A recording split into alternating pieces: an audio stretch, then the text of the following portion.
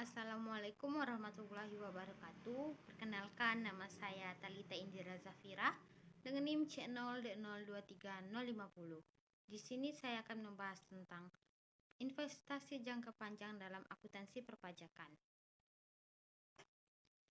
Klasifikasi investasi jangka panjang. Pengertian investasi jangka panjang. Investasi jangka panjang merujuk pada penempatan dana pada instrumen keuangan atau aset yang dimaksudkan untuk dimiliki selama periode lebih dari 1 tahun. Investasi ini umumnya tidak dimaksudkan untuk dikonversi menjadi kas dalam siklus operasi normal perusahaan.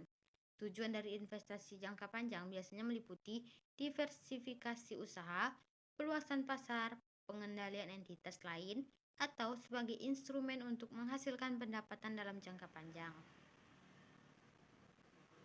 Klasifikasi investasi jangka panjang. Jenis-jenis investasi jangka panjang.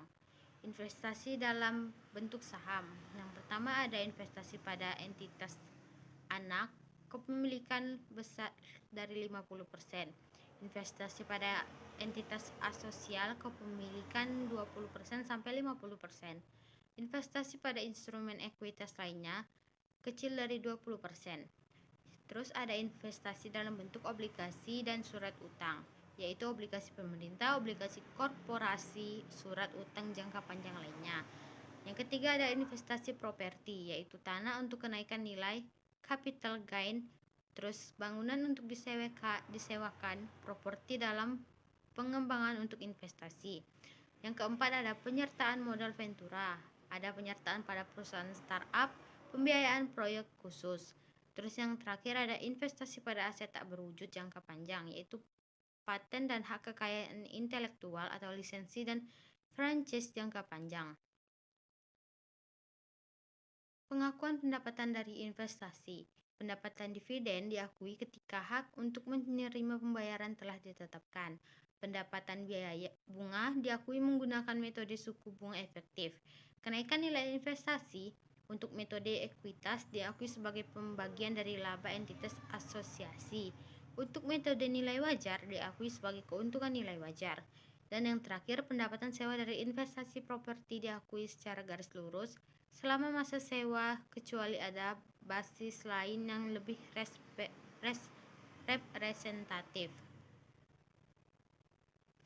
Perpajakan atas investasi jangka panjang.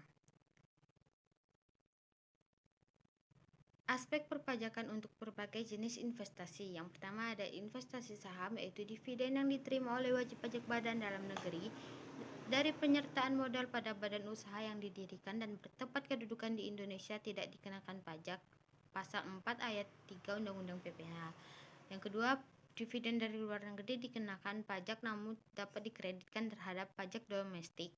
Lalu, keuntungan dari penjualan saham yang diperdagangkan di bursa dikenai PPh final sebesar 0,1% dari nilai transaksi. Lalu, keuntungan dari penjualan saham non-publik dikenai tarif normal. Lalu ada investasi obligasi. Bunga obligasi umumnya dikenai PPh final sebesar 15% untuk obligasi dalam negeri. Bunga dari obligasi luar negeri dikenai tarif normal. Diskonto obligasi diperlakukan serupa dengan bunga. Lalu ada investasi properti, yaitu sewa dari properti dikenai PPh final sebesar 10% dan keuntungan dari penjualan properti dikenai PPh final sebesar 2,5% dari nilai transaksi. Dan yang terakhir ada modal ventura. Bagian laba yang diterima oleh perusahaan modal ventura dari badan pasangan usaha dapat dikecualikan dari objek pajak. Strategi perencanaan pajak untuk investasi jangka panjang. Yang pertama ada pemilihan bentuk investasi, yaitu mempertimbangkan aspek perpajakan dalam memilih instrumen investasi dan membandingkan tarif pajak efektif antara berbagai bentuk investasi. Yang kedua ada model kepemilikan investasi, yaitu evaluasi struktur kepemilikan langsung versus tidak langsung dan pertimbangan holding company untuk efisiensi perpajakan.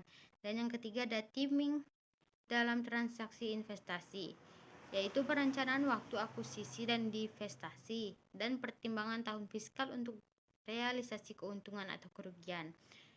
Dan keempat, pemanfaatan insentif pajak yaitu investasi pada sektor atau wilayah dengan insentif pajak khusus dan memanfaatkan fasilitas tax holiday atau tax allowance. Dan yang terakhir ada kompensasi kerugian yaitu perencanaan realisasi keuntungan dan kerugian dan pemanfaatan kompensasi kerugian yang masih dapat digunakan. Sekian materi yang dapat saya sampaikan. Apabila ada salah kata saya mohon maaf. Saya akhiri. Wassalamualaikum warahmatullahi wabarakatuh.